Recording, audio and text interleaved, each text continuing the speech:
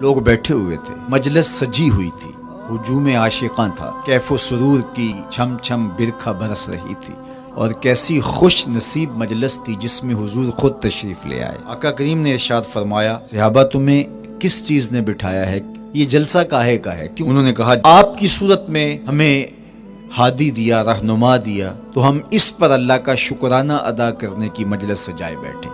یہ صدیوں قبل کی کہانی ہے، یہ مسجد نبوی کا صحن ہے، یہ دور رسالت مآب صلی اللہ علیہ وآلہ وسلم ہے۔ یہ 14 صدیاں گزرنے کے بعد کوئی گھڑی ہوئی، کوئی اپنی طرف سے بنائی ہوئی بات نہیں ہے۔ اب جب یہ بات حضور نے سنی تو آقا کریم نے ان سے جو سوال کیا وہ سنیے۔ اس پر تم اللہ کی قسم اٹھاتے ہو، تم اسی لیے بیٹھے ہوئے ہو؟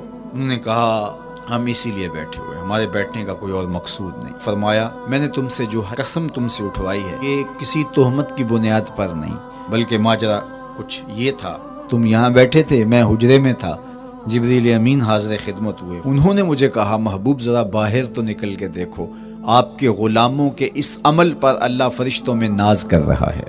وہ عمل کون سا تھا جس پہ رب ہو کے فرشتوں میں فخر کر رہا ہے؟ وہ عمل یہ تھا کہ صحابہ مل بیٹھ کر کے اللہ کی حمد بول رہے تھے، اللہ کا شکر بجا لا رہے تھے۔ کس بات پر؟